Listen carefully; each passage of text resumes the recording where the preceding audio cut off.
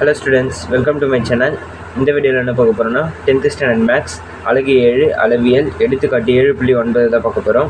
கணக்கு பார்க்குறதுக்கு முன்னாடி நீங்கள் என்ன நம்ம சேனலை சப்ஸ்கிரைப் பண்ணாமல் இருந்தீங்கன்னா மறக்காமல் சப்ஸ்கிரைப் பண்ணிடுங்க.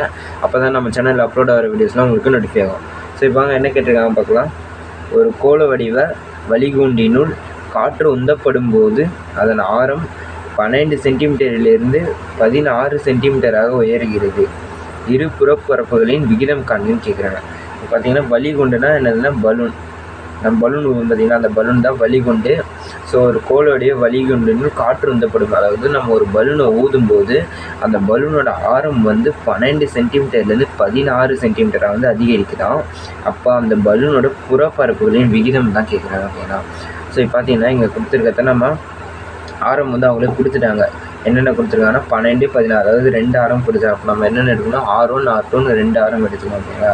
அப்போது இப்போ நம்ம என்ன பண்ணலாம்னா R1 R2 என்பன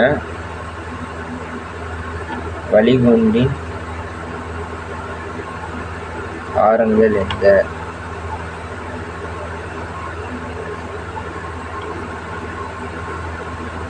எழுதிட்டோமா?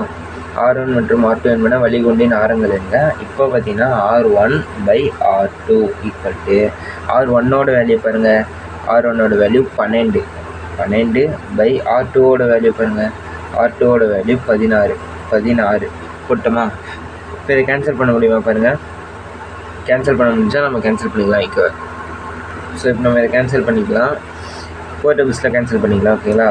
4 3s are 12, 4 4s are 16. அப்போ ஈக்குவல் டு 3/4. அப்போ R1ஓட வேல்யூ 3, R2ஓட வேல்யூ 4 போட்டோமா? நெக்ஸ்ட்டு கோலத்தின் புறப்பரப்பு அதானே கேட்டிருக்காங்க. இரு புறப்பரப்புகளின் விகிதம் கண்ணுன்னு கேட்குறாங்க. எதுனா கோலம், இந்த கொடுத்துருக்க ஷேப்பு கோலம் தான். அப்போ அந்த கோலத்தோட புறப்பரப்பு தான் கேட்குறாங்க. ஸோ கோலத்தின் புறப்பரப்புன்ட்டு கோலத்தோட புறப்பரப்புக்கான ஃபார்முலா எழுதிக்கலாம். ஓகேங்களா? அப்போது கோலத்தின்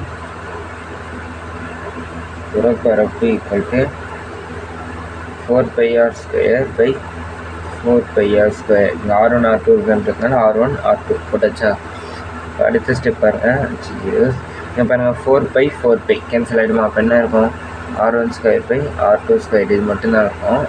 ஸோ இப்போ நெக்ஸ்ட் ஸ்டெப் என்ன பண்ணலான்னா R1/R2 பாருங்கள்.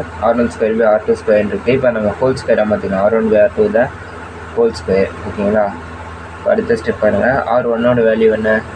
R1ஓட வேல்யூ 3/R2ஓட வேல்யூ 4 த ஹோல் ஸ்கொயர் போட்டாச்சா? இப்போ நெக்ஸ்ட் ஸ்டெப் பாருங்கள். 3² அது தனியாக எழுதிக்கலாம். 3² ஈக்குவல் டு 3² நம்மளுக்கு என்ன கிடைக்கும்? 3² 9/4² 16. அப்போது புறப்பரப்புகளின் விகிதம் எவ்வளோ? 9/16. இது எப்படி நம்ம விகிதத்தில் எழுதணும்னு பாருங்கள். ஒன்றில் கொடுத்துருது அப்படியே எழுதிக்கலாம். புறப்பரப்புகளின் விகிதம் 9 மேலே இருக்க நம்பர் போட்டோமா? விகிதம் கேட்குறான். விகிதம் நம்ம எப்படி எழுதுவோம்? இஸ்ட்டு வைப்போம்ல. ஓகேங்களா? அதுதான் 9:16 ஆகும். ஓகே ஸ்டூடெண்ட்ஸ், இந்த வீடியோ இதோட முடியுது. இந்த கணக்கு உங்களுக்கு பிடிச்சிருந்தா மறக்காமல் இந்த சமத்தை லைக் பண்ணிடுங்க. நம்ம சேனலையும் சப்ஸ்கிரைப் பண்ணிடுங்க.